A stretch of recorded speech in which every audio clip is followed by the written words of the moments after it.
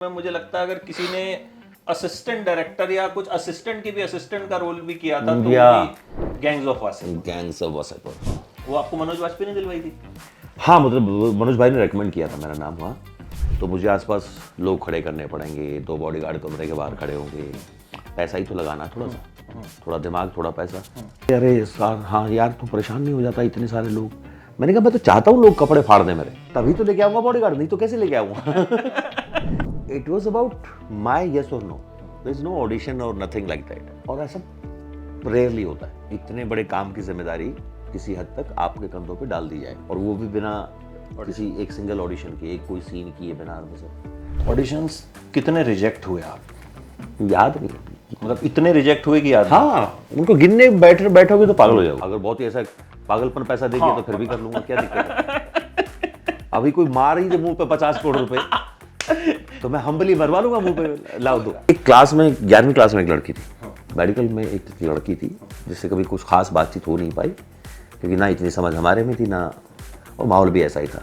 तो मैंने पहले बार अपने पापा को एक फैन बॉय की तरह देखा, मतलब उनकी वैन में खड़े खड़े ऐसे नज़र बचा बचा के देख रहे हैं धर्मेंद्र को। मैं इतना कहा यार ये तो बच्चे जैसा फील हो रहा है अभी। ये बेटा मन्ना भी मिलवाइए किसी दिन। मैंने कहा माँ आप को शाहरुख से मिलना ना बढ़िया लगा ना वो। मैंने उनको बोला कि मैंने कहा खान साहब एक, उन्होंने अपने हाथ से खींच के दी, ये लो। मेरे तो हाथ कांप रहे थे ना, तो ये तो प्यार है बस। वो मैं उस दिन रो पड़ा था, सच बता रहा हूँ। सर इस बार जब आईफा हुआ ना जी, 2 दिन का आईफा हुआ जी, एक दिन था ओटीटी, एक दिन फिल्म वाला जी, तो मैंने पहली बार आईफा कवर किया, ओके, ठीक है। तो जिस दिन ओटीटी था तो उस दिन जर्नलिस्ट के बीच एक कॉमन परसेप्शन होती है कि जब सबसे बड़ा स्टार आ जाता है ना, उसके बाद रेड कारपेट खत्म हो जाता है, हम चले जाते हैं, कैमरामैन। ये जयपुर की बात कर रहे हैं ना? जयपुर की बात, या हर जगह। Okay okay. तो फर्स्ट डे ये था कि जयदीप आ गए, अब आईफा खत्म हो गया, और सेकंड डे शाहरुख खान आ गए, अब आईफा खत्म हो गया।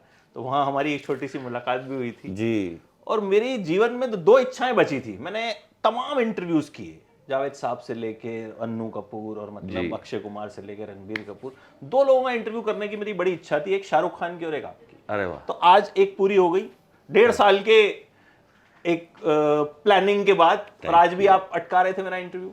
नहीं वो तो मैं ऐसे ही, मैंने कहा बहुत टाइम से अटका पड़ा था ना, मैंने कहा थोड़ा सा और एक आध प्रैंक खेलने की कोशिश करते, पर आप यार इतने प्यारे आदमी थे, आप खेले ही नहीं, तो थैंक यू। बट तो जब इस तरह का परसेप्शन बनता है जो मैंने आपको बताया, तो फीलिंग्स क्या होती है एज एन एक्टर की? मतलब आप उस शाम के सबसे बड़े स्टार आप थे कि भाई आप आए और फिर हमने कहा कि उसके बाद हम लोग चले गए खाना खाने। नहीं कोई परसेप्शन नहीं सर, बस ये धन्यवाद है कि इतना प्यार जो है ना ये बड़ी मुश्किलों से मिलता है, बहुत आशीर्वादों से, बहुत दुआओं से मिलता है, तो बस वो बना रहे, इससे बेटर कोई परसेप्शन नहीं हो सकता। तो अभी आपने कुछ एक स्टोरी भी शेयर की थी जिसमें सचिन तेंदुलकर ने जो है, तो उसमें आपका मुझे ना एक बहुत पुरानी है वो, रीफ्लोट हो गई बेसिकली। रिफ्लोट हुई है शायद जी। तो उसमें मैंने जब देखा ना तो मुझे लगा जैसे एक बच्चा खुश हो जाता है ना, हाँ। कि मतलब यार कि आज तो मतलब, तो वो क्या फीलिंग क्या थी? दिन बन गया होता है ना, जो आपको कोई उम्मीद नहीं होती है, दूर दूर तक आपने सोचा नहीं होता कि ये एक्चुअली बहुत पुरानी स्टोरी थी, तो किसी ने आई थिंक बाई चांस उनसे पूछ लिया किसी उस पे प्लेटफॉर्म पे, एंड मुझे किसी ने भेजा टीम में से कि ये सचिन सर ने ये बोला है। मेरा पहला रिएक्शन था अरे ऐसे किसी का अकाउंट होगा, ऐसे थोड़ी होता है कि, but then they made it clear कि नहीं ये उनका ही अकाउंट है, और ये इसके वो ब्रांड एम्बेसडर है शायद, रेडिट या जो भी था उसका नाम। और सर मैं तो मतलब पागल हुआ घूम रहा था घर में, क्योंकि हमारा लंबा दौर गुजरा है, हमारे लिए क्रिकेट मतलब सचिन तेंदुलकर वही थे, मतलब वही था। मुझे तो लगता है कि मतलब सचिन और गांगुली जब रिटायर हुए थे तो मेरा क्रिकेट में इंटरेस्ट जो है फिर लूज हो गया। नहीं मतलब all respect with everyone, with Ganguly दा आल्सो, बट मैं मेरे आसपास बहुत सारे दोस्त हैं ऐसे जिनके लिए क्रिकेट मतलब सचिन तेंदुलकर। जिस दिन वो रिटायर हुए, मैंने आखिरी मैच वानखेड़े में देखा था, और उस दिन फिर क्रिकेट खत्म हो गया था हमारे लिए कि ठीक है बाकी सब चलता रहेगा, सबकी इज्जत अपनी जगह, बट अब वो बात नहीं है कि हम जाके पूरा दिन टीवी स्क्रीन से चिपके रहे हैं, 5-5 दिन का टेस्ट मैच देख जाएं, सड़क पे खड़े हो गए, वो दौर नहीं था। उस टाइम पे तो ऐसा था कि मतलब केनिया के भी अगर आप 15th प्लेयर का नाम पूछ लोगे ना, हाँ तो बिल्कुल, वो भी पता होता था सब याद कि यार होता ये है। सब याद मतलब उतना, मतलब मुझे लगता है विकिपीडिया बन बिल्कुल, गए थे हम लोग कि यार हमें क्रिकेट की मतलब टेक्निकल नॉलेज भले ना हो, लेकिन सब पता होता था कहाँ किसका मैच चल वो रहा है। ये किसी ने कहा था ना, आई थिंक हर्षा भोगले ने कहीं कहा था कि वो इतना बड़ा नाम रहे हैं क्रिकेट जगत का कि जब उनको टेनिस एल्बो हुआ तो पूरे देश को पता चल गया टेनिस एल्बो क्या टेनिस होता एल्बो क्या होता है। राइट। है। तो बस उतना, वो बहुत बड़ा कद थे हैं। एक और जब मैंने पाताल लोक 2 देखी, हालांकि अभी बड़ी सारी बातें आपसे करनी है, जब पाताल लोक 2 देखी ना, तो उसमें मैंने जो अपना रिव्यू किया, जो अक्सर मेरी आदत है कि मुझे जो तुरंत महसूस होता है ना, आई राइट और आई रिकॉर्ड। मतलब मुझे लगता है उसको प्रोसेस करने की जरूरत है तो मैं प्रोसेस करता हूं। मतलब मुझे ऐसा लगता है कि देखते ही जब आप जो फील करते हो ना, that is the Gut review. feeling, उसके बाद सब मैनिपुलेशन होती है। Okay. उसके बाद 4 लोग आपको मैसेज करेंगे, अरे ये अरे वो, फिर आप करप्ट हो जाते हो या डाइल्यूट हो जाते हो, Yeah. आपके थॉट्स डाइल्यूट हो जाते हैं। Yeah. तो उसमें मैंने लिखा कि आपने मुझे इरफान की याद दिलाई।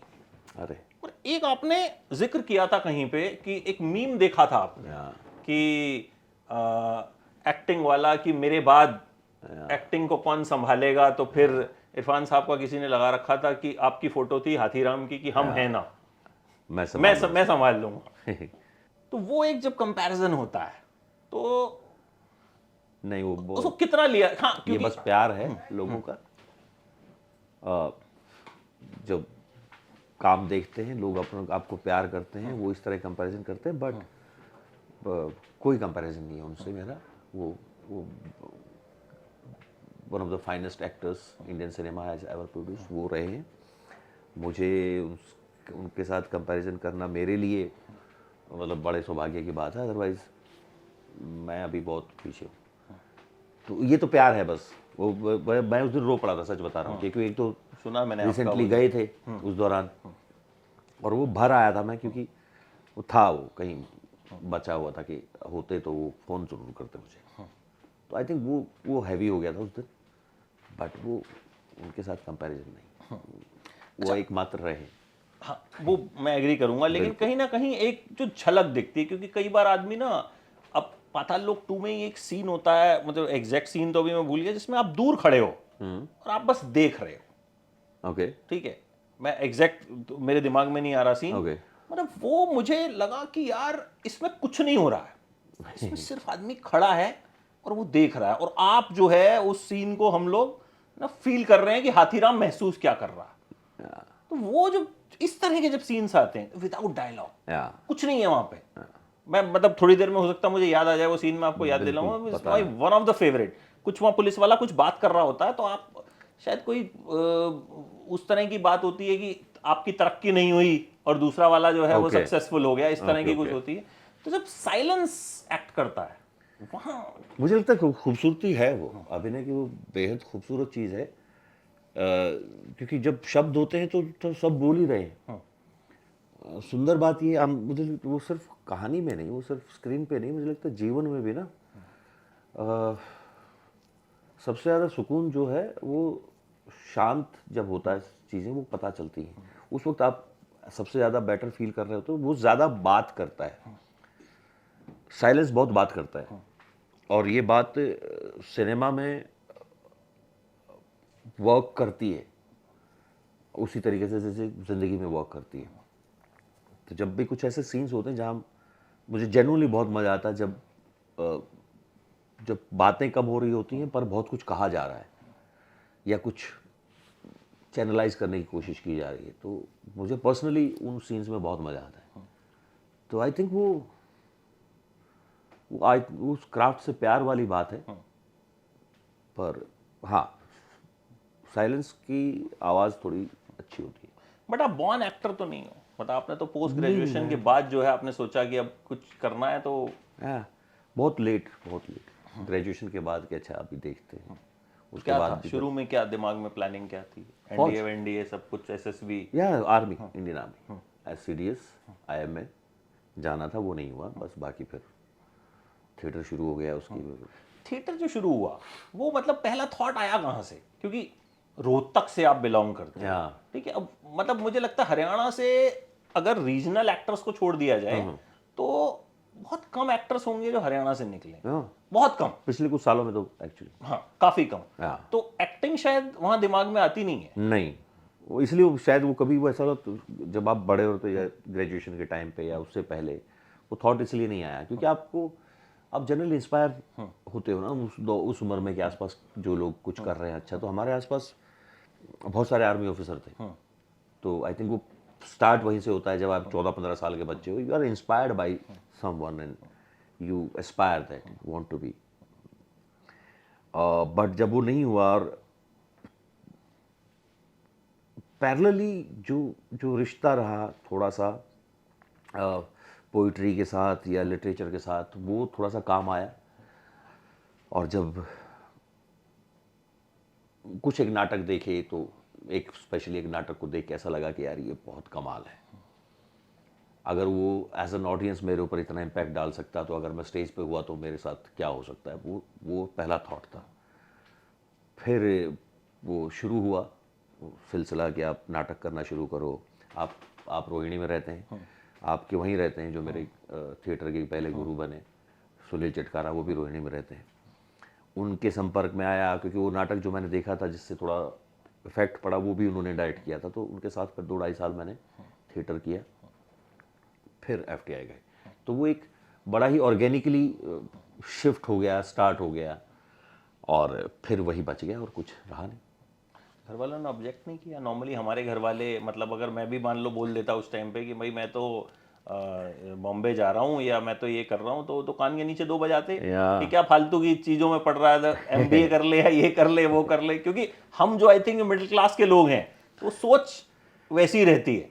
नहीं, सही कह रहे हो आप। आई थिंक मैं थोड़ा लकी था इस मामले में 2 चीज़ों पे। एक कि कोई ख़ास जिम्मेदारी नहीं थी पारिवारिक, घर में सब जॉब में थे, छोटा भाई भी, बहन की शादी हो चुकी थी, तो मॉम डैड भी जॉब में थे, तो ऐसा कुछ कि आप बड़ा बेटा घर का, उसके ऊपर जिम्मेदारी नहीं थी कोई ऐसी।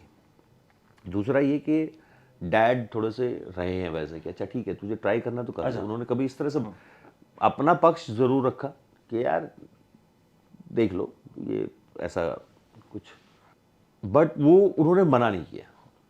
वही काफ़ी था कि हाँ जाके देख लो, जो होगा देखा जाएगा। तो इसलिए मैं कर पाया वो। तो FTI आपका पहली बार में हो गया या?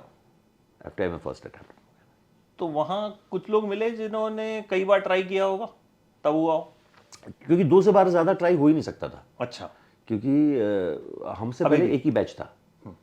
उससे पहले 1978 में एक्टिंग कोर्स बंद हो गया था और 2004 में दोबारा शुरू हुआ और हम 2005 बैच के हैं। तो हमारे बैच में एक ही आदमी था जिसने, जहाँ तक मुझे याद पड़ता है, जिसने पहले बैच में भी दिया था और सेकंड में जब मेरे साथ मेरे बैच में आया वो विजय वर्मा। तो विजय ने फर्स्ट जो बैच है उसके साथ भी अटैम्प्ट किया था और सीनियर बैच में तो कोई कह ही नहीं सकता कि 2 बार अटैम्प्ट किया क्योंकि पहला ही बैच था। तो हमारे बैच में विजय ने शायद 2 बार अटैम्प्ट किया था, दूसरे में उसका हो ही गया था, मेरे बैच में है ही वो। आपके बैच में एक से एक धुरंधर एक्टर रहे। हाँ, काफ़ी इस मामले में बहुत आप लोग अभी लकी बैच है हमारा। गणपति पूजा भी मैंने देखा सनी हिंदुजा के घर जो हुई थी, उसमें आप सब लोग मैंने कही एक ही बैच के जो हैं। तो कभी ऐसा होता है कि मतलब एक बैच जो है कई बार बड़ा शानदार निकल जाए कि भाई सब एक से बढ़ के एक एक्टर हैं? मुझे लगता है होता ही होगा, जैसे क्लासेस में होता है। हाँ, जैसे मैं वही देखा कॉलेज में, स्कूलों में होता है। कोई किसी बैच में परसेंटेज बहुत हाई जाती है, मतलब स्टूडेंट बहुत अच्छा करते हैं। कोई बैच थोड़ा सा नाकारा होता है, कम पास आउट होते हैं या ठीक से नंबर आते हैं। मुझे लगता है वो वहाँ भी हुआ। तो apparently if I look back, मेरा बैच मेरे ख्याल से one of the most successful batches of FTI absolutely after the second inning of acting course. और अच्छा काम भी कर रहे हैं और नाम भी कमा रहे हैं, सब हो रहा है उनके साथ। एक्ट्रेस है बेसिकली, पहले एक्ट्रेस है, उसके बाद स्टारडम मिला, उसके बाद स्टार्टअप आया सब। नहीं तो अभी आजकल स्टार पहले बन जाते हैं। नहीं, वो सब एक्टर्स तो निकल के ही आए थे सब। थैंकफुली सबको थोड़ा सा स्टारडम भी मिल गया, तो विच इज गुड। थोड़ा नहीं, काफी मिला। हाँ, मतलब टच वुड। हाँ। अच्छा, जब आप FTI में कर रहे थे, कोर्स कर रहे थे, तो एक जनरल परसेप्शन जो रहता है बॉलीवुड के बारे में, जैसे मान लो मैं जब मीडिया का कोर्स कर रहा था ना, पिताजी को डॉक्टर बनाना था, ठीक है, उतना दिमाग था नहीं मेरे में, मैंने उन्हें कई बार बोला, बट वो होता है, इच्छा थी उनकी, तो अल्टीमेटली जब नंबर आए तो समझ गए कि ये कुछ होना जाना है नहीं।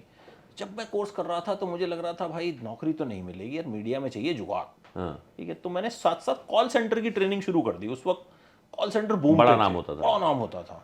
तो मुझे नहीं लगता था कि नौकरी मुझे मिलेगी, मैं मेंटली बता कोर्स करते करते मैं मेंटली प्रिपेयर्ड हो गया था कि यार ये काम करना है। वो तो बाई चांस कैंपस सिलेक्शन हो गया, स्टार न्यूज में नौकरी लग गई और वो हो गया।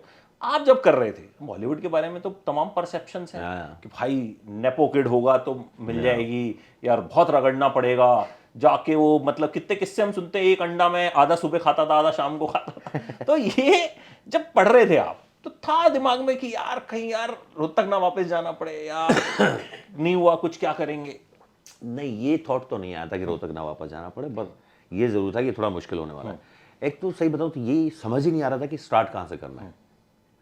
मतलब अभी आप पहुंच गए हो, बॉम्बे पहुंच गए, आपने घर ले लिया, कमरा ले लिया, आप रहने लगे, अब क्या, मतलब कहाँ जाएं, किसके पास जाएंगे? पता है ऑफिस यहाँ है, ऑफिस वहाँ, लेकिन ऐसे कौन कौन घुसने देगा किसी के? ताज बंगलो। तो आई थिंक वो महीना 2 ढाई महीने तो इसी उसमें निकल गया कि जाना कहाँ है, मिलना किससे है, ये किसको बताना कि भाई हम एफटीआई के पास आउट एक्टर हैं and all that. But again thankfully उसमें थोड़ा सा फ़ायदा ये होता है इंस्टीट्यूट का कि आपसे एक बैच पहले एक्टिंग बैच जो ऑलरेडी बॉम्बे में है, थ्रू देम, और जो बाकी स्ट्रीम्स के हैं, जो डायरेक्शन कोर्स के हैं, वो तो कभी से चल रहे हैं, तो उनके पुराने पास आउट या जो नए पास आउट कहीं ना कोई मिल जाता था, या फिर कहीं ना कहीं से कोई रेफरेंस निकल आता था। वो एक फ़ायदेमंद चीज़ होती थी। बट ये नहीं सोचा कभी कि रोहतक वापस जाना पड़ गया था, वो तो नहीं होता, वो कभी थॉट नहीं आया। जो होगा यही होगा, अब देखा जाएगा जो होगा। ऑडिशंस कितने रिजेक्ट हुए आप? याद नहीं है, मतलब इतने रिजेक्ट हुए कि याद नहीं? हाँ, उनको गिनने बैठोगे तो पागल हो जाओगे।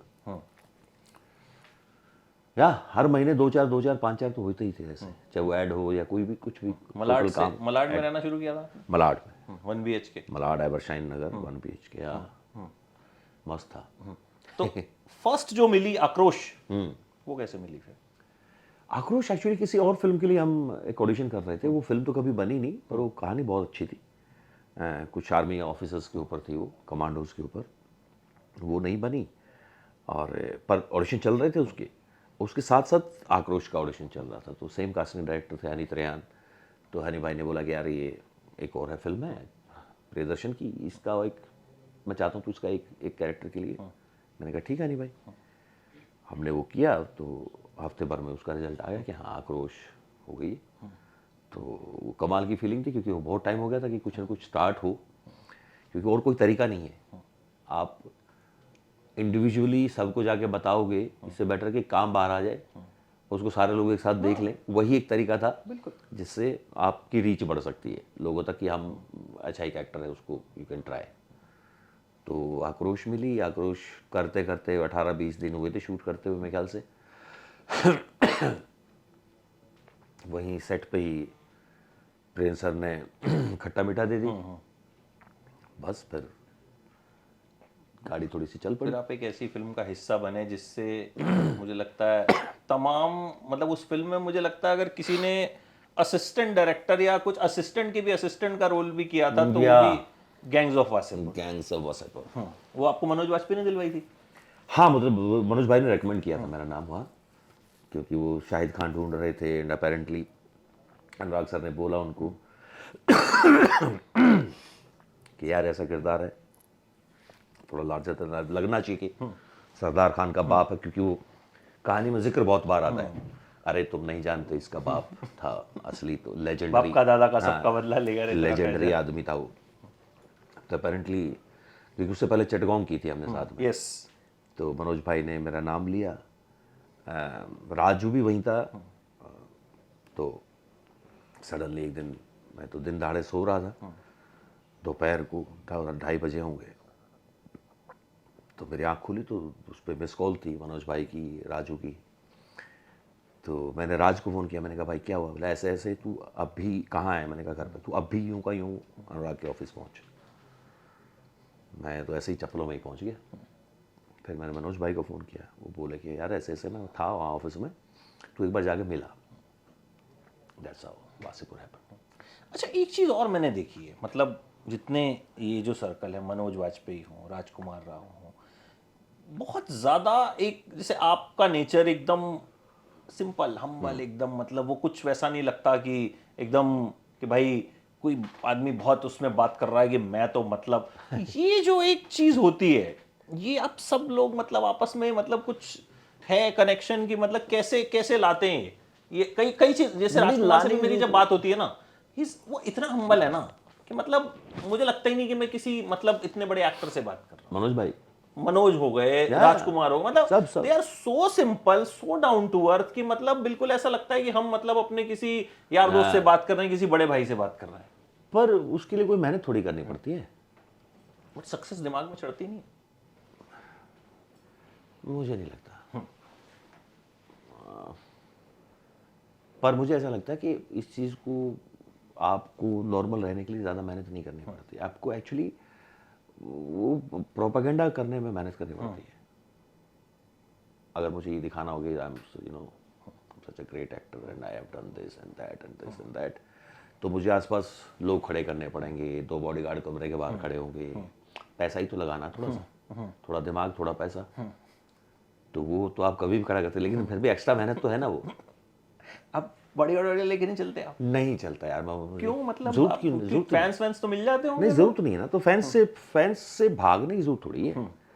आपको ये है कि जब तक उठा ना ले जाए तब तक तो बॉडीगार्ड की जरूरत नहीं है ना। तो या तो उतना बड़ा स्टारडम हो, स्टारडम तो और है। स्टारडम को नहीं, मैं फिर से कहता हूँ, बॉडीगार्ड का स्टारडम आपको पता चल जाता है।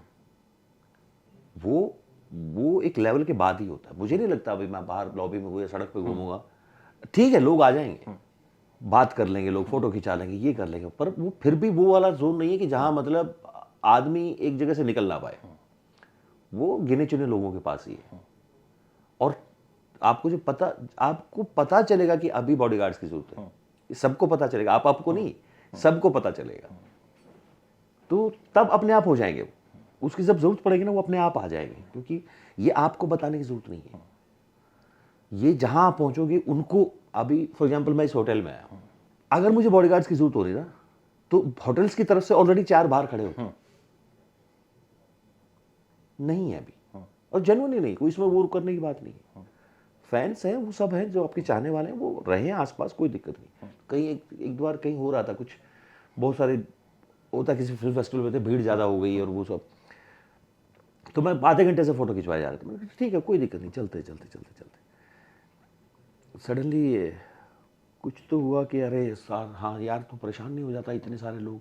मैंने कहा मैं तो चाहता हूँ लोग कपड़े फाड़ दें मेरे, तभी तो लेके आऊंगा बॉडीगार्ड, नहीं तो कैसे लेके आऊंगा। जब तक मेरी कपड़े फटने की नौबत नहीं आएगी, मुझे बॉडीगार्ड लाने में खुशी नहीं मिलेगी। तो I am waiting for that. उठा ले जाए लोग, भाई तो गाड़ी से उतरते उठा ले जाओ। तो गिने चुने लोगों के पास है। अच्छा, अब जो सबसे आपका वो किरदार जो मतलब आई थिंक जिसने आपको एक ऐसी पहचान दी कि शायद आपको सबसे ज्यादा लोग उसी नाम से जानते हैं, हाथीराम चौधरी जी, वो सबसे पहली बार ऑफर कैसे हुआ था, किस तरह से आया था वो? जहाँ तक मेरी मेमोरी ठीक काम कर रही है, मुझे अभिषेक का फोन आया था, बैनर्जी, क्योंकि वो कास्टिंग भी करते थे उसमें। तो अभिषेक ने कहा कि भाई ऐसे ऐसे एक कहानी भिजवानी है आपको, और आप पढ़ के बताओ कैसी है। मैंने कहा ठीक है भाई, क्या है? लाइक वेब सीरीज़ है, ऐसे ऐसे सुदीप शर्मा बना रहे हैं, उन्होंने लिखी है मतलब, और अविनाश और प्रोसित जो 2 लोग रोल राइट कर रहे हैं। मैंने कहा ठीक है। मैंने कहा क्या रोल है? बोले लीड रोल है। मैंने कहा बहुत बढ़िया। तो आपको सडनली लगता है अच्छा हाँ लीड रोल ऑफर हो रहा है आपको।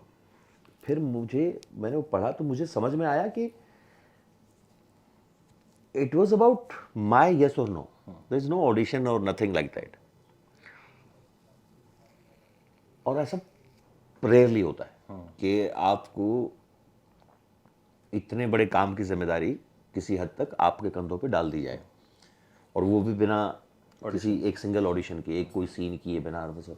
तो आई वाज थोड़ा सरप्राइज्ड, बट उस स्क्रिप्ट को पढ़ के दुनिया में कोई एक्टर नहीं जो उसको मना कर सकता हो। तो वो तो मना करने का तो सवाल ही पैदा नहीं होता था। पर मैं फिर से वो बता रहा हूँ कि वो स्क्रिप्ट पढ़ते वक्त आपको लगता है कि ये अद्भुत है।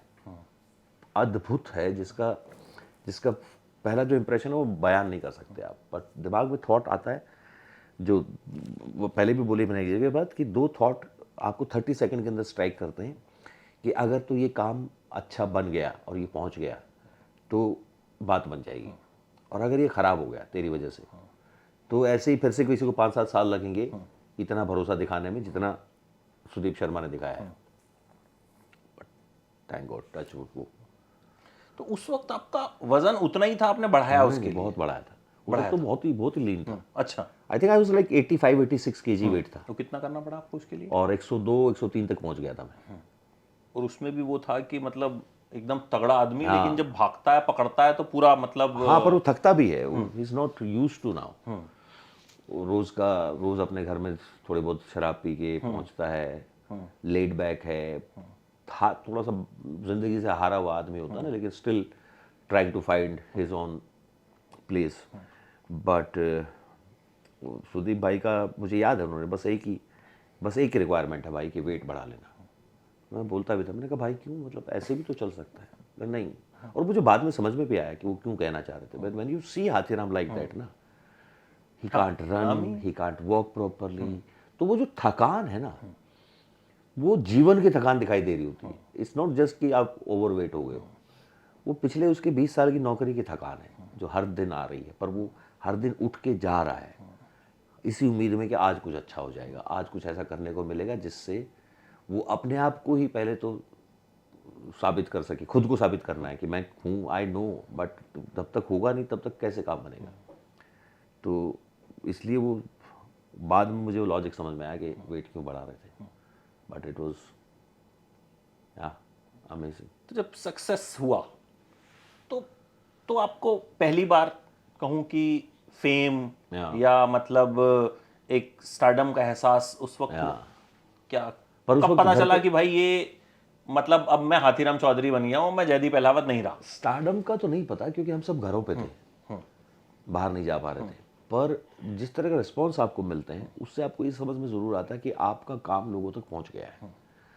और वो ना सिर्फ जो इंडस्ट्री में जो लोग हैं उन तक, बल्कि हर वो आदमी जो अभी घर पे बैठा है और उसको एंटरटेनमेंट के लिए कुछ कुछ देखना चाह रहा है, और वो वहाँ तक पाताल लोक पहुँचा है एंड दे लव्ड इट।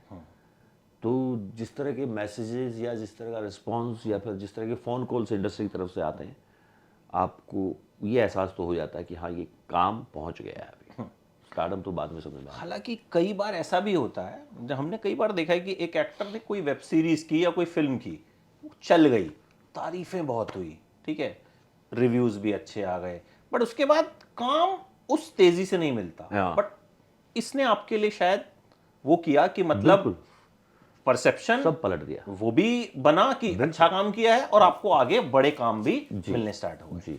तो जो सेकंड सीजन हुआ, हाँ। फिर उसके लिए क्योंकि जाहिर है आपने बीच में काफी कुछ चीजें और की, हाँ। फिर वेट बढ़ाया, काफ़ी मैं बीच वो में तो कंटिन्यूएशन एज एन एक्टर उससे कितनी पहले मुश्किल तो महाराज कर चुका था मैं। महाराज, यस, उसमें तो आपने 6 पैक बनाए थे। हाँ, वो तो रिवर्स डबल हो गया, लॉकडाउन में पड़े पड़े वेट बढ़ गया।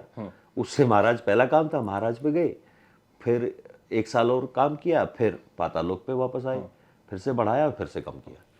तो ये तो 2 साल में 2 बार हुआ। जब बढ़ाना होता है तो क्या प्रोसेस है आपका? क्या बहुत जम के मुश्किल है। खाते हैं, क्या खाते हैं ये बताइए? बहुत मुश्किल है। बढ़ाना बहुत कुछ मुश्किल भी है। खाओ पियो और सो जाओ।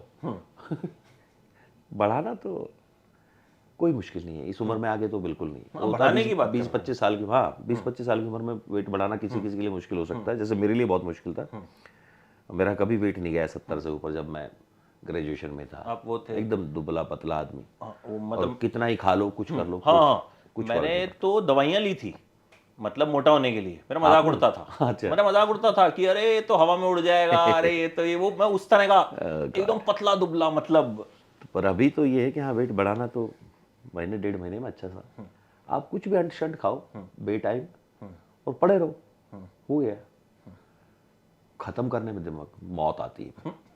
ओहो, बट बस पूछिए। वक्त जो देना पड़ता है, मान लीजिए पता है लोग 3 आएगा आप, जी, ठीक है, उससे 2 महीने पहले आपको या वेट बढ़ाना पड़ेगा, फिर कम से कम 2-3 महीने शूटिंग होगी, 5 महीने मिनिमम। मतलब आप लगभग मान लीजिए कि 7-8 महीने जी, फिर आप ब्लॉक हो जाते हैं जी। उस प्रोजेक्ट के लिए। जी।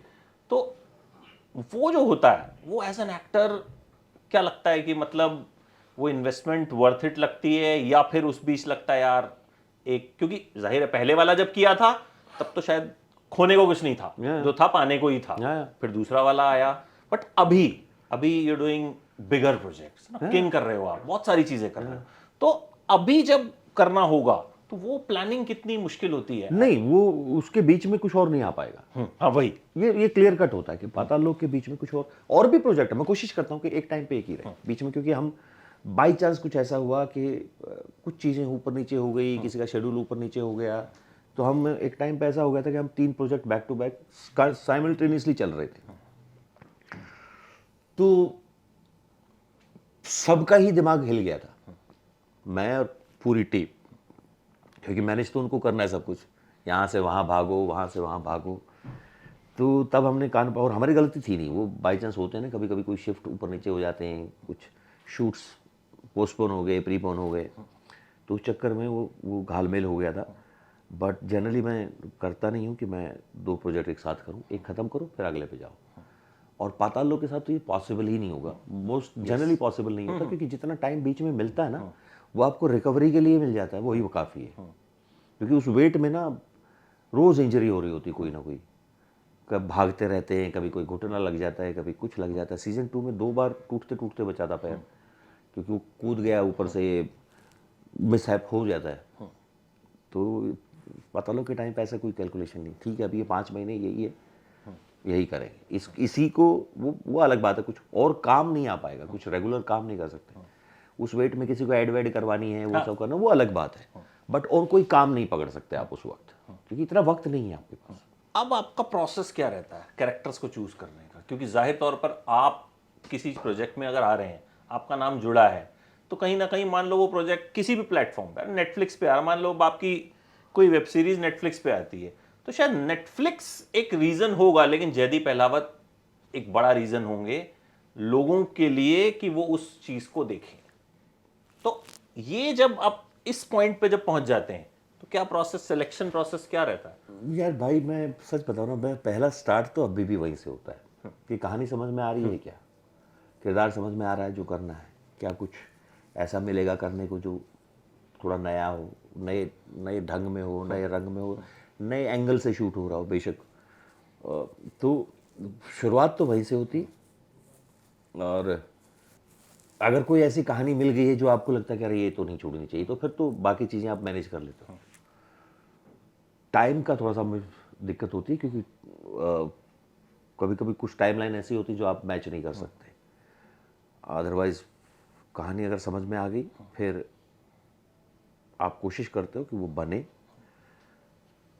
और उसके साथ आगे बहुत ज़्यादा ऐसा कोई मैथमेटिक्स लगाने की ज़रूरत नहीं है, वो अपनी आप चीज़ें अपने आप ठीक होनी शुरू हो जाती हैं। बाकी कोशिश ये करता हूँ कि कुछ नया मिल जाए, मुझे नया मिल जाए, तो ऑडियंस को तो अपने आप नया मिल जाएगा। कभी रिश्तों की वजह से या XYZ रीजंस की वजह से कोई ऐसा काम करना पड़ा जिसमें मन नहीं था कि यार मतलब... नहीं, एक बार हाँ भर दिया फिर मन करेगा, रिश्ते की वजह से चलो करना पड़ गया, पर जब कर रहे हैं फिर नहीं, फिर मन की उचाटी नहीं चलेगी, फिर कूद गए फिर तो। और ऐसा जेन्युइनली 1-2 हुए हैं, लेकिन वो बाहर भी नहीं आए। अच्छा, हाँ, क्योंकि वो होने ही नहीं थे, वो होता ना, सभी अनमने मन से कर रहे थे ना, ऐसा काम कहीं पहुंचता नहीं है। अदरवाइज अगर कभी ऐसा हुआ भी होगा तो मुझे याद नहीं पड़ता, और अगर कभी ऐसा हुआ भी कि अच्छा यार ये कर लेते हैं, इसका कुछ कमर्शियल वैल्यू है या जो भी है, पर वो जब की तब पूरे मन से, उसमें कोई वो नहीं कि अच्छा है मैं तो ऐसे ही पैसे के लिए कर रहा हूँ। नहीं, पैसे के लिए भी कर रहे हो तो पर खुश तो रहो, तो अनमने मन से कुछ नहीं। बट अभी इस स्टेज पे हैं कि पैसे के लिए कुछ अनमने मन से करने की जरूरत नहीं, अभी तो नहीं। मतलब अब जो करेंगे, अगर बहुत ही ऐसा पागलपन पैसा देंगे तो फिर भी कर लूंगा, क्या दिक्कत है। अभी कोई मार ही दे मुंह पे 50 करोड़ रुपए, तो मैं हम्बली मरवा लूंगा मुंह पे, लाओ दो। कभी ऐसा हुआ है कि मना करना था, ठीक है, और आपने कहा इतने मना नहीं कर पा रहा, इतने पैसे बोल देता हूं कि अपने आप ही मना कर देगा, और उस आदमी ने हाँ कर दिया? हुआ एक बार ऐसा। किया फिर आपने? करना पड़ा, फिर आप फंस गए। कौन सा था? नहीं बताऊंगा, सॉरी। ठीक है, मैं विकिपीडिया ढूंढ। और मतलब ऐसा भी नहीं था कि मतलब तो ऐसे तो थोड़े से बढ़ा दो यार। इसलिए नहीं कि वो काम करने का मन नहीं था, क्योंकि डेट्स मैच नहीं हो रही थी और 50 चीजें आ रही थी, फिर सबको मैनेज करना पड़ता। तो इन्हीं को बोल दो, सीधा बोलोगे कि अरे यार डेट मैनेज नहीं होगा तो आप हम कर लेंगे डेट मैनेज, तो वो भी सरेंडर पे हैं। फिर आप एक ही हथियार बनाते हो। वो एक बार ही हुआ मेरे साथ, और वो उन्होंने हाँ भर दिया तो मैं, अरे यार अब तो कोई ऑप्शन ही नहीं बचा। ऐसा नहीं था काम खराब था, वो उसकी वजह से मुझे बहुत कुछ मैनेज करना पड़ रहा था, मैं उससे बचने की कोशिश कर रहा था। अच्छा, एक आपका डांस वीडियोस बहुत वायरल होते हैं आजकल, और बहुत मुझे मतलब अब गजब जैसे मतलब देसी स्टाइल वाला जो डांस होता है, मतलब मैं तो खैर मुझे डांस करना आता ही नहीं है। ये कब से शौक, कब से है आपको? कभी से, जब से होश संभाला तब से। तो किस तरह गानों पर अरे डांस बहुत करते हो? नाचा हूँ मैं, गाँव में शादियों में, गुड़छड़ियों में, कोई भी किसी की शादी जा रही हो मैं कूद जाता था। 2-3 बार तो डांट भी खाई मैंने पापा से कि शर्म नहीं है तुम्हें, किसी की भी शादी में कूद जाते हो। फिर थोड़ा संभाला अपने आप को, पर मैं बहुत नाचा हूँ शादियों में, बहुत। फिर जब मेरी मंच की शुरुआत हुई तो नो नाटकों से नहीं हुई थी, वो एक्चुअली पोइट्री और डांस से ही हुई थी। तो कॉलेज में जब मैं नाटक नहीं करता था, मैं सीडीएस की तैयारी कर रहा था, पर मैं मंच पे तो जाता ही था। तो पोइट्री में हिंदी पोइट्री, उर्दू पोइट्री और डांस, ये हर साल होता था। तो ऐसा कोई प्रोफेशनली सीखने वाली बात नहीं है, बट बेताले नहीं थे हम। बट आपको जिस तरह के किरदार मिलते हैं हाँ। उनमें कोई भी डांस वाला नहीं होता? क्योंकि मुझे लगता नहीं उनको कभी ऐसा एहसास हुआ होगा कि ये आदमी डांस कर सकता है। डांस भी कर हाँ, सकता तो हमको भी शौक लगा। हम तो वही rough and tough image yeah. देखते हैं ना, Yeah. कि पोएट्री और Exactly. डांस वो सब, मतलब जो आपकी इमेज ऑन स्क्रीन बनी है Yeah. उसके साथ। तो मन है कुछ रोमांटिक फिल्म करने का, कुछ हाँ। इस तरह का कुछ आए बिल्कुल, क्यों नहीं? जिसमें कुछ डांस करें? बिल्कुल, और अरे बिल्कुल बिल्कुल, क्यों नहीं। मुझे लगता है जितने भी तरीके के काम करोगे ना, आपको भी तो पता चलेगा ना कि आप कर पाओगे या नहीं कर पाओगे। आप बैठ के बोल दोगे अरे यार I don't like this romantic film, करके दिखाओ पहले। जरूरी नहीं कि रोमांस एक जैसा ही होगा, पर कुछ अलग तरीके का होगा। किया ना, इरफान साहब ने किया, मनोज भाई ने किया, अलग तरह के रोमांस हुए, नवाज ने किया, बट व्हाई नॉट। तो उनकी फिल्म आई थी मनोज सर की, गुलमोहर। हाँ, अरे मतलब बहुत प्यारी फिल्म। मुझे वो देख के लगा कि यार वो मैंने आदमी दिल्ली में ही मतलब वो देखा था। 60 साल के भी होके रोमांस कर रहे हैं, और क्या हाँ। ग्रेसफुल रोमांस था ट्रू उसमें। ट्रू ट्रू, मैंने दिल्ली में ही देखा था उसको, उनका वो जो क्या नाम है, एक स्क्रीनिंग हुई थी। हाँ, मनोज भाई थे वहाँ, मैं कुछ काम से था या शूट कर रहा था, पता नहीं, याद नहीं मुझे। अच्छा, एक आपके बड़े खास मित्र हैं जो कि मुझे भी बहुत साल से जानते हैं, अशोक जी। हाँ, कोई किस्से सुनाइए कि बचपन में या कॉलेज में जब आप लोग साथ थे, क्या हंगामे किया करते थे? नहीं वो अशोक जी के व्यक्तित्व के बारे में एक चीज़ बहुत प्रसिद्ध है कि वो हमारा जो कोर ग्रुप है दोस्तों का, उसमें माना जाता है कि वो अजर अमर है। वो जब ब्रह्मदेव थे तब भी थे, महाभारत उनकी आंखों के सामने हुआ है, रामायण उनकी आंखों के सामने हुआ है, और वो रहेंगे। मुझे लगता है कि वो चिरंजीवी हैं। तो बहुत अद्भुत आदमी है वो। 11वीं क्लास में हम पहली बार मिले थे जब वो आए थे, तो एक झोला टांगे, लिटरली झोला टांगे हुए एक आदमी चला आ रहा है, उसको 11वीं क्लास में भी दाढ़ी थी, और शुद्ध हिंदी में बात करना और कमाल के एसेज लिखना, और वो तो हाँ, वो हैं, परात्पर हैं वो। एक हम सपना चौधरी के साथ एक टाइम पे ना बड़े शोज किया करते थे ओ, एबीपी पे, अभी नहीं, कुछ हो 8-10 साल, मतलब होली पे, दिवाली पे। तो अशोक जी ही वो इकलौते आदमी थे पूरे एबीपी नेटवर्क में जो सपना चौधरी को लाइन अप कर सकते थे। ये तो मामले मैं बताया ना आपको, अद्भुत अद्भुत ये चमत्कारिक शक्तियां उनके अंदर। मैं इसलिए कहता हूँ कि हम उनको 10वीं क्लास, और उनसे पहले से जो लोग उनको जानते हैं, वैसे भी लोग हैं जिन्होंने उनको स्कूल में देखा है, वो भी यही कहते हैं कि ये अजर अमर है। ये जब उन्होंने पहली बार देखा था, ऐसा ही देखा था जैसा उन्होंने आपने उनको पहली बार देखा, हमने भी इसी मुहूर्त में देखा था। तो वो बदले नहीं है, वो एक जैसे ही दिखाई देते हैं। कमाल के अद्भुत चमत्कारिक शक्तियों के स्वामी हैं वो, और बस वो हैं, शाश्वत हैं। लेकिन मैंने इस बात का जिक्र इसलिए छेड़ा कि वो आपके 11 से फ्रेंड हैं जी, ठीक। उस वक्त जाहिर है आप और वो नॉर्मल स्टूडेंट्स थे, बिल्कुल। अब वो एक न्यूज़ चैनल में काम करते हैं, आप स्टार बन चुके हैं। लेकिन अब भी मैं देखता हूँ जब आप दिल्ली आते हैं, जी जब भी इस उनके रेडियस में होते हैं जी, तो आपके आसपास मिलते हैं। हाँ दोस्ती जो है वो जयदीप के लिए कितनी मैटर करती है? क्योंकि मैं सुनता हूँ सुकून है। आप अपने दोस्तों के साथ काफी वक्त भी बिताते हैं। बिल्कुल बिल्कुल, वो सुकून है।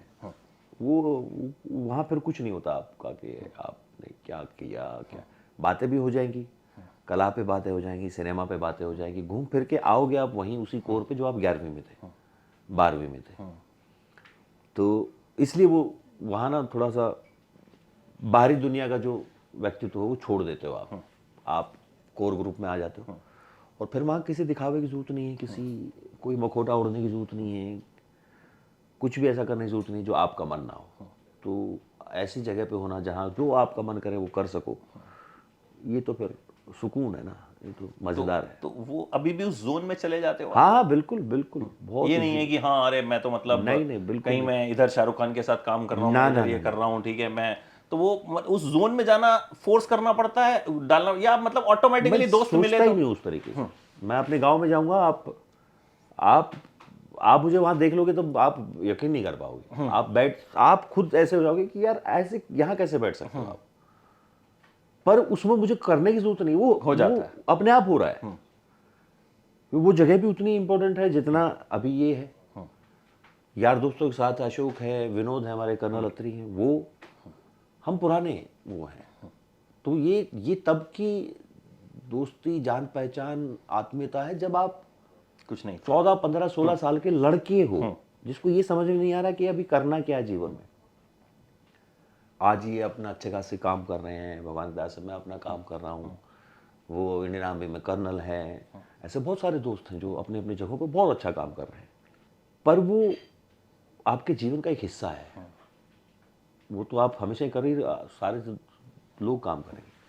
तो यहाँ ये सब करने के लिए कोई कोई मेहनत की जरूरत नहीं पड़ती। ये बड़ा ऑर्गेनिकली, जैसे ही उस स्पेस में इकट्ठे होते हैं चार लोग, वो टाइम ट्रेवल कर जाते हैं। ये मैंने इसलिए पूछा क्योंकि अक्सर लोग कहते हैं यार वक्त नहीं मिलता है, हाँ। मतलब दोस्त छूट जाते हैं हाँ। लाइफ में, लेकिन मैंने आपको देखा है कि आपने वो चीज़, और ये मैं पिछले मतलब जब से अशोक जी को जानता हूँ, आपका जिक्र हम मिलते हैं हाँ। तो होता है, मतलब 4 साल से उनको कह रहा हूँ मैं मेरा इंटरव्यू करवाइए, गांव में करवाइए। आई नो तो वो हमेशा आपका कोई ना कोई जिक्र होता है कि यार नहीं अभी वो गांव गया हुआ है, अभी वो गांव में जो है वो कुछ नहीं करता, वो गांव में जो है वो इंटरव्यू कुछ नहीं करता, वो गांव में जैसे आपने बोला। तो वो एक मेरे ख्याल से मैं चाहूंगा कि अगर आप थोड़ा सा हल्का सा इलेबोरेट करें, क्योंकि मेरे साथ भी ऐसा हुआ कि मेरे दोस्त जो हैं वो थोड़े से छूट गए। छूट इसलिए गए, मैं थोड़ा काम में बिजी हुआ, ऐसा नहीं कि मैंने कोई सोचा कि भाई मैं क्या हो गया क्या नहीं हो, बट आप मैनेज नहीं कर पाते कई बार, और ये जेन्युइन प्रॉब्लम कई लोगों के साथ होती है। मुझे लगता है इसमें ना सिर्फ एक आदमी गलती नहीं होती है। अगर कोई फॉर एग्जाम्पल आपके दोस्तों में से कोई एक कुछ इस तरह से किसी नई राह पे है जहाँ जेन्युइनली हो सकता है टाइम की कमी हो, तो आप कॉप अप कर लोगे। इस मामले में मैं जेन्युइनली इन्हीं का ज़्यादा वो हूँ, अशोक है, विनोद है, इन लोगों का ज़्यादा उस मामले में योगदान है, क्योंकि ये उस जोन में कभी नहीं गया है कि अच्छा इसके पास टाइम नहीं है तो हम क्यों करें। ये वो जोन कभी बना नहीं। ऐसा नहीं कि लोग नहीं छूटते हैं, ऑफ कोर्स छूटेंगे, लेकिन सब नहीं छूटेंगे। तो आपको पता भी चल जाएगा जो नहीं छूट रहे हैं। और ऐसा कोई नहीं जानबूझ के किसी को पकड़ने की कोशिश है या जानबूझ के छोड़ने की कोशिश है, वो बड़ा ऑर्गेनिकली छूट गए हैं। क्योंकि दोनों ही तरफ से या किसी न किसी एक तरफ से उसको बचाने की कोशिश नहीं की। तो दोनों अपने अपने रास्तों पर निकले कि हाँ ठीक है, अभी अमित के पास टाइम नहीं है तो हम भी क्यों टाइम दें। ये नहीं सोचा गया कि यार एक बार पूछ तो ले। एग्जैक्टली। एक बार पूछ के फोन करके देख ले भाई तू ठीक है, इतना ही काफी होगा। तो जब उस शहर में मैं था, वो दौर था जब हर आदमी बात नहीं, अब तो बहुत सारे लोग जानकार है ना। अब तो जिन्होंने 5-5 साल तक फोन नहीं किया, कभी कोई संपर्क ही नहीं है, वो भी ये बोलते हैं कि अरे हमारा तो बहुत पुराना दोस्त है। पर वो 5-7 साल में उन्होंने कभी नहीं पूछा कि भाई क्या हाल है, क्या चल रहा है, ठीक है, तू प्रॉब्लम है, कुछ परेशानी है।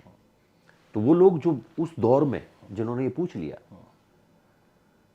इसलिए नहीं कि मैंने कोई जानबूझ के उनसे टच में रहने की कोशिश नहीं की, मैं थोड़ा से अलग जगह पे था, मैं कुछ अलग ही स्ट्रगल में था या कुछ अलग ही जर्नी पे था। तो हो सकता है मेरी तरफ से कमी आई हो कि मैं फ़ोन नहीं कर पाया, पर वो लोग कर गए तो बच गई। अब जब मैं हूं, अब मेरे पास है टाइम, पर उस टाइम इन द सेंस अब मेरे पास बहुत काम है, उसके बावजूद अगर मेरे पास आधा घंटा है तो मैं अब टच नहीं छोड़ूंगा। मैं हूं, आया हूं शहर में, 2 दिन पहले बताऊंगा कि मैं आ रहा हूं, बता क्या करना है, तो अब वो मेरी जिम्मेदारी है। तो ये दोनों तरफ से ही होगा, वो अकेले की तरफ से नहीं होगा। तो ये जो भी लोग सुन रहे हैं जिनको लगता है कि हाँ। दोस्त छूट जाते हैं, दोस्त छूटते नहीं है। आई थिंक जो बात आपने कही वो हम बड़ी तो शायद सहेजने की कोशिश नहीं करते, बिल्कुल। संभालने की कोशिश नहीं करते, नहीं तो ऐसा नहीं होता है। अच्छा, अब एक चीज बताइए, आपको लाइफ में पहला क्रश किस पे हुआ था? मतलब स्कूल, कॉलेज, कभी भी सही तो पहली बताऊं? लड़की कौन सी पसंद आई थी? स्कूल में तो मतलब ही नहीं, स्कूल तो मतलब क्यों नहीं? मतलब क्योंकि गांव में हो आप, बॉयज स्कूल में हो। अच्छा, बॉयज स्कूल। हाँ, तो वहाँ तो, और बॉयज स्कूल में ना भी हो, गांव की लड़की पर कैसे मारे थप्पड़ लोग, पागल बना दें। सही बताऊं, ध्यान ही नहीं है। आई डोंट थिंक उस दौर में क्रश नाम का कोई खास सा पसंद आना या जो भी एक होता है, ये मतलब सबके साथ होता है। ध्यान नहीं। आई थिंक एक क्लास में, 11वीं क्लास में एक लड़की थी, नाम तो नहीं बोलूंगा मैं, पता नहीं कौन। नहीं, नाम नहीं। हाँ, मेडिकल में एक लड़की थी जिससे कभी कुछ खास बातचीत हो नहीं पाई, क्योंकि ना इतनी समझ हमारे में थी ना, और माहौल भी ऐसा ही था। कॉलेज में ज़्यादा लड़कियां बात नहीं करते थे आपस में। बट यस, +1 +2 में दोनों साल रही है हमारे साथ वो। दोबारा कभी मिली? ना मतलब ही वहीं खत्म। बस वो +2 के बाद वो आई थिंक मेडिकल में चली गई या कुछ तो भी हो गया, फिर मैं अपना आर्ट्स में आ गया था, तो संपर्क टूट गया। फिर कभी ऐसा होता है कि जैसे अब आप शाहरुख के साथ भी काम करते हैं, करीना के साथ भी काम करते हैं, कि फैमिली में या घर में किसी ने बोला हो यार इससे मिलना है, या इससे कभी तू काम करे ना तो इससे मिलवाइयो? कभी मम्मी पापा ने ऐसा कुछ बोला? नहीं, मॉम डैड ने तो नहीं। और बच्चे तो ऑफ कोर्स बहन के बच्चे हैं, जैसे वो बड़ी बेटी है जो बहन की, वो डाई हार्ड फैन है शाहरुख खान की, दोनों बच्चे हैं एक्चुअली पूरे 3 बहन के बच्चे हैं, एक मेरे भाई का लड़का है, वो सब शाहरुख खान फैन है, भयंकर वाले। और पापा को ऐसा कभी नहीं हुआ कि ऐसा कुछ उन्होंने कभी कहा हो, बट मैं 21 शूट कर रहा था, एक फिल्म की है मैंने 21, उसमें धर्मजीत है मतलब, तो वहीं चंडीगढ़ के आसपास कहीं शूट था, और पंचकुला में भाई रहता, तो मैंने उनको बोला कि चलो आपको, तो क्योंकि वो हमेशा वो डाई हार्ड फैन रहे हैं धर्मेंद्र जी के अपने पूरी जवानी में, और तो मैंने पहले बार अपने पापा को एक फैन बॉय की तरह देखा, मतलब उनकी वैन में खड़े खड़े ऐसे नज़र बचा बचा के देख रहे हैं धर्मेंद्र को, और मैं इतना कहा यार ये तो बच्चे जैसा फील हो रहा है अभी। और माँ ने अभी रिसेंटली, पता नहीं मुझे भी लगा नहीं था कि ऐसा वो बोलेंगे, तो मैं जब उनको बोला कि मैं अभी किंग कर रहा हूँ खान साहब के साथ, तो उन्होंने एक बार ऐसे ही बड़ा ही होता ना कि ऐसे सहज भाव, ये बेटा मन्ना भी मिलवाइए किसी दिन। मैंने कहा माँ आप को शाहरुख से मिल रहा? ना बढ़िया लगा मना वो। माँ ठीक है माँ, आपको मिलाऊंगा मैं। या तो मिलवाया अभी या मिलवाना बाकी? नहीं, अभी किसी दिन, क्योंकि अभी शायद शूटिंग भी हाँ थोड़ी बाहर है वो पोस्टपोन हो गई, क्योंकि मैं भी वो बाहर जा हाथ रहा में हूँ, पोलैंड में शूट चल रहा है अभी, चोट लग गई है, तो शायद उसकी वजह से भी शेड्यूल थोड़ा आगे भी शेड्यूल थोड़ा ऊपर नीचे हुआ, बट अभी आई थिंक टीम पहुंच गई है पोलैंड में। तो कैसा है उनके साथ काम करना? बताने लायक नहीं है, मतलब बता नहीं सकते आप उसको इतना। जिसको भी, जिससे भी आपको पूछोगे आप दुनिया में किसी भी इंसान से जो खान साहब के साथ काम किया होगा या उनसे संपर्क में आया होगा, वो कभी भी शब्दों में बयान नहीं किया जा सकता। सबको अपना अपना एक्सपीरियंस होएगा, और एक कॉमन एक्सपीरियंस ये होएगा कि अगर 100 लोग भी खड़े हैं एक गैदरिंग में, तो हर एक इंसान इस अनुभूति के साथ अपने घर जाएगा कि I was the most important man in that room that day. I agree. इसलिए हाँ, अद्भुत है वो। हमारे यहाँ एक बार उनको आना था, तो शाम का टाइम था 4 बजे का, वो सुबह के 4 बजे आए। वो सबको पता है कि वो मतलब उनका वक्त वो रहता है, तो आमतौर पे तो आप फ्रस्ट्रेट हो जाओगे कि अभी तो मतलब मैं वेट कर रहा था, तो आपने मेरे साथ प्रैंक कर दिया कि अरे कि मेरी तबीयत खराब है। लेकिन जब वो आए, सब खत्म हो जाता है, मतलब हर आदमी को उन्होंने खुश कर दिया और सबके साथ फोटो खिंचवाई। खत्म। मतलब वहां पे आप भूल गए कि भाई मतलब अभी जब उन्होंने बैड्स ऑफ बॉलीवुड का हाँ। फर्स्ट लुक लॉन्च किया, मैं वहां पे था। वो शायद मेरी लाइफ का ऐसा इवेंट होगा जो मतलब वन ऑफ द बेस्ट। हाँ। वो स्टेज पे फायर थे, जितनी देर रहे, हर जगह फायर हो। हर जगह। और एक मैंने खास बात उनके बारे में ये भी सुनी है कि मतलब वो कभी उनके घर चले जाओगे आप, वो आपको अपने हाथ से कुछ ना कुछ पिलाएंगे, फिर गाड़ी तक छोड़ के आएंगे, वो इतना इंपॉर्टेंट फील करा देंगे। कल परसों हम किसी से जिक्र कर रहे थे कि यार वो पहले इंटरव्यूज दिया करते थे। किसी ने मुझे बोला कि वो जब इंटरव्यू देते थे ना, अगर तुम्हारे चैनल के 500 सब्सक्राइबर हैं, वो तब भी तुमको इंटरव्यू देंगे और तुमको वैसे ही इंटरव्यू हाँ। देंगे जैसे वो सबको देते हैं। तो मैंने कहा यार ये वो अद्भुत शख्सियत है। वैसा कोई नहीं, वैसा कोई नहीं है जैसे वो है। चाहे आप कितना ही औरा हो, कितना ही बड़ा कद हो आपका, कितना ही बड़ा नाम हो, वो जब होते हैं फिर वही होते हैं और कोई नहीं होता है। ये मैंने, और मैं कोई उसमें वो नहीं कि वो, मैंने बहुत अच्छे अच्छे लोग, बहुत अच्छे, बहुत सुंदर इंसान देखे, पर वो औरा कोई मैच नहीं कर सकता। और ऐसा नहीं कि औरा दिखाया जा रहा है, पर वो है, महसूस होता है। वो जस्ट है उसको। वो कभी भी ऐसा नहीं कि मैं औरे में हूँ या मैं दिखाऊंगा कि मैं शायद, वो बस घुसते हैं इस रूम में, अंदर घुस जाएंगे, ये पूरा वातावरण बदल जाएगा। और फिर हम सबको 6 के 7 के 7 लोगों को लगेगा कि मैं ही उनके लिए बहुत इंपॉर्टेंट हूँ। ये अद्भुत क्वालिटी है। तो वो जब ऑफर हुई फिल्म, क्या फीलिंग्स थी? और कहीं ना कहीं एक शाहरुख खान एक ऐसा नाम है ना, मतलब हम सबके लिए इमोशन है। मैंने आपसे शुरू में क्या कहा, 2 लोगों को इंटरव्यू करने की मेरी इच्छा है, एक पूरी हो गई आज, एक बची है। Thank you. तो जब उनके साथ आपको आया कि यार किंग करनी है, क्या अंदर मतलब आपने बताया ना, इमोशन है वो, उसको कोई बयान नहीं कर सकता। तो ऐसा ही हुआ, उन्होंने कुछ कहा ऐसा कि यार एक रोल है। मैंने उनको सिंपल इतना बोला, खान साहब अगर आपको लगता है मुझे वो करना चाहिए, आप मुझे डेट टाइम बताओ, मैं आ जाऊँ। बस इतनी ही बात हुई। फिर उन्होंने कुछ टाइम बाद प्रॉपर बैठ के कहानी सुनाई, वो सब वो, पर मैं तो अपनी तरफ से हाँ बोल चुका हूँ ना। आप कोई, मैंने बोला भी कि आप क्यों नहीं जरूरत है आपको कहानी बताने की, इट्स डन। आप जो बोलो, नहीं कहानी सुन, तू बैठ यहाँ। मतलब वो इकलौते होंगे इस दुनिया में, मतलब अगर वो सिर्फ होगा ना कि उनके साथ फोटो खिंचवानी है, मैं फोटो भी खिंचवाने चला जाऊंगा। बिल्कुल, मतलब वो मेरे साथ रईस में हुआ था ये। 4 दिन काम किया, कभी कोई उनके साथ उस वक्त बैठे बैठे याद भी नहीं आ रहा ना, क्योंकि आपको लग रहा है आप तो सारा दिन काम कर रहे हो, बातें चल रही हैं, खत्म हो गई, सक्सेस पार्टी हो रही थी, नहीं आई थिंक लॉन्च हो रहा था उस दिन, फिल्म लॉन्च हो रही थी, कुछ तो था। तो मैरियट में बॉम्बे में एक इवेंट था, मैं वहाँ गए हुए थे, और हो गया सब, बातें बातें हो गई सब। जब जाने लगे ना, मैंने सडनली मुझे याद आया मेरे पास एक भी फोटो नहीं। भूल जाते हो आप उनकी प्रेजेंस में कि आपको फोटो भी खींच, अरे नहीं याद आया। तो मैंने उनको बोला कि, मैंने कहा खान साहब एक, तो उन्होंने अपने हाथ से खींच के दी थी, ये लो। मेरे तो हाथ कांप रहे थे ना, तो उन्होंने, उनको समझ में आया, फ़ोन लिया। अब तो थोड़े से और करीबी ये हो गए हैं, तो थोड़ा सा अच्छा लगता है, पर वो अमेजिंग आदमी। अच्छा, अब अगला क्या आने वाला है जहां हम आपको देखने वाले हैं, जो आप डिस्कस कर सकते? डेट्स का तो नहीं पता कौन सी डेट्स होंगी, लेकिन इस साल मुझे उम्मीद है कि एक फिल्म है 21, श्री राम राघवन सर ने डायरेक्ट किया उनको। एक फिल्म है हिसाब, जो कि विपुल सर ने डायरेक्ट की है। 21 में धर्म जी हैं, अगस्त्य है, मैं हूँ। हिसाब में शेफाली मैम हैं, अभिषेक बैनर्जी हैं, मैं हूँ, और कुछ अच्छे एक्टर हैं, रोहित भाई हैं, रोहिताक्ष गौड़, और फैमिली मैन सीजन 3। तो होपफुली वो भी इसी इंतजार सबको वैसे भी रहता है, और अब आपके आने के बाद तो एक एक्साइटमेंट और बढ़ गया है। अरे नहीं, हाँ एक्साइटमेंट बढ़ गया है, बट श्रीकांत तिवारी का शो है वो, आप उन्हीं के औ में रहते हो उस शो में। उनका मैंने कई बार इंटरव्यू किया, मतलब, और हर बार उनकी कोई ना कोई कमाल की फिल्म देखने के बाद किया। जोरम आई थी एक, तो फिर मैंने जोरम देखी, मतलब वो चली नहीं फिल्म, लेकिन मतलब वो कमाल की फिल्म थी, ठीक है।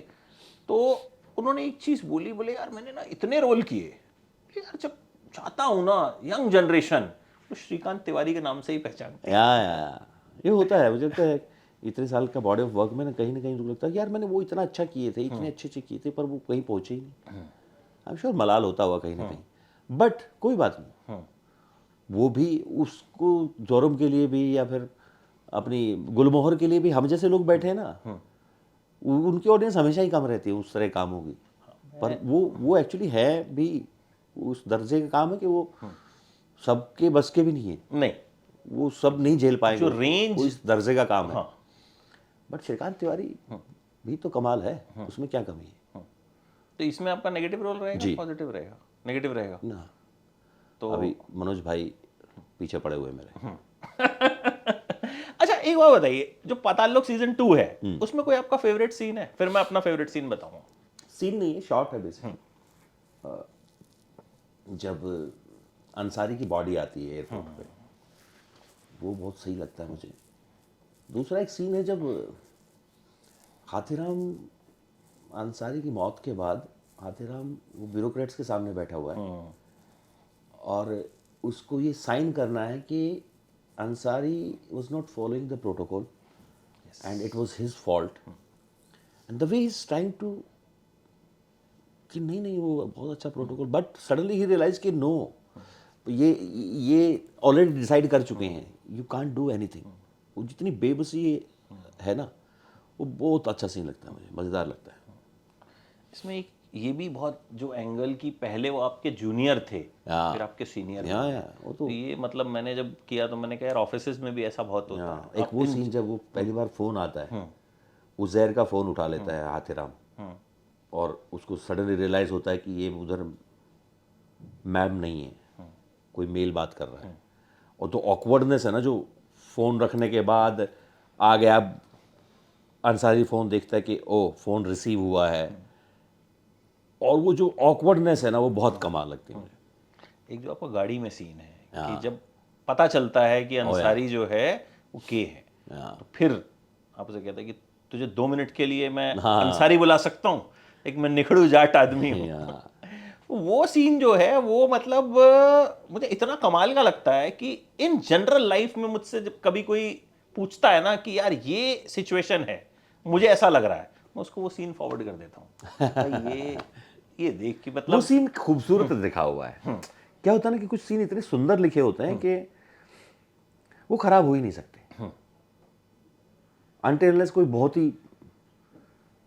ही मिसफिट आदमी उसमें बिठा दिया जाए, पर वो अद्भुत तरीके से सुंदर लिखा हुआ सीन है। छोटी सी बात में इतना कुछ कहे जाते हैं कि वो कमाल है। और वो इसलिए बहुत सुंदर इंटरेस्टिंग है कि बिकॉज इस झगड़े में, इस डिस्कवरी में ऑकवर्डनेस भी आ गई है, डिस्कवर भी हो गया है, थोड़ा सा झगड़ा भी हो गया है, कहा सुनी भी हो गई है। उसी सीन के एंड तक आते आते वो लाइटर नोट पे भी चला जाता है, दोनों हंसते हुए निकल जाते हैं, and then you realize that was the last time they were together. That is the heaviness of that scene, that's the beauty of that scene. क्योंकि अगली सुबह जब वो आता है कि सर चलो एयरपोर्ट जाना है, तो ये जाता है अंसारी की तरफ, की गेट की तरफ, वो बोलता है सर अरे वो लेट सोए हैं आप, कहाँ डिस्टर्ब कर रहे हो, और वो डज नॉट नॉक, वो वापस हंस पड़ता है, चल पड़ता। तो मुझे वो सीन इसलिए भी ज़्यादा इंटरेस्टिंग लगता है कि वो ऐसी जगह पे है कि वो टाइमिंग ही अपने आप में शानदार है। वो मतलब आपको मतलब कुछ चीजें रह जाती हैं आपके साथ। जैसे मतलब अभी मैं कुछ सोच के नहीं आया था कि हम उस सीन के बारे में बात करें, बट वो कहीं ना कहीं मैंने बताया ना, कल परसों जिक्र कर रहा था उस सीन का। एक और जो गुलपनाग के साथ आपका था, उस पे तो बहुत वो भी अपनी पसंदीदा औरत के लिए आदमी कुछ भी कर सकता है। हाथीराम भी पिघल जाता है इसमें। आप कुछ तो कहते हैं कि घी सी पिघल गई, और कुछ उसको जो है कैसे हो, बस तेरी आवाज़ सुन ली तो घी सा गल गया। ये मतलब सिलसिला तो चलता रहेगा क्योंकि इतना कमाल का काम हुआ है। And thank you so much, इतना वक्त आपने दिया, और फाइनली आई एम हैप्पी मैं कर पाया ये इंटरव्यू। बस मुझे बैठ के तसल्ली से बात करनी थी, चाहे वो आज होती है वो 1 साल बाद होती। हाँ लगा मुझे आज, मैंने थोड़ा प्रैंक करने की कोशिश की, पर इंसान इतने प्यारे तुम मिले ही नहीं, टस से मस नहीं है। मैं फ़ोन रख के फिर माशूक को कह रहा हूँ कि यार ये तो प्रैंक भी वर्क नहीं किया। नहीं, मुझे यही था कि मैंने कहा यार बात करेंगे ना तो तसल्ली से करेंगे। मुझे लगा अगर तबीयत खराब है नहीं, मैं खुद बहुत सारे उसमें था भाई, पिछले 2-2.5 साल से कितनी बार कोशिशें की, पर वो हो ही नहीं पा रहा था कुछ ना कुछ। थैंक गॉड ये हुआ, ये finally. Yes, and thank you so much, pleasure. और एक मेरा गोल टिक हो गया है एक बचा है, तो वो भी उम्मीद करेंगे जल्द होगा। तो बहुत जल्द। Thank you so much. Thank और ऐसे ही आप एंटरटेन करते रहिए और ऐसे ही रहिए। थैंक यू, मतलब ये आई थिंक मुझे लगता है ये सबसे ज़रूरी बात है थैंक यू, कि इंसान को ऐसे ही रहना चाहिए। और दोस्तों के लिए तो खैर आप थैंक यू। शानदार हैं। तो वो था अशोक जी से मुझे सब अपडेट्स मिलते रहते हैं। अशोक Thank you कहाँ so much. दोस्त है, अशोक तो प्रभु है हमारे लिए। अब से उनका नाम प्रभु, अशोक प्रभु। अशोक प्रभु। कल ही मैं ऑफिस में बोल देता हूँ। Thank you so much. Thank you, thank you, thank you.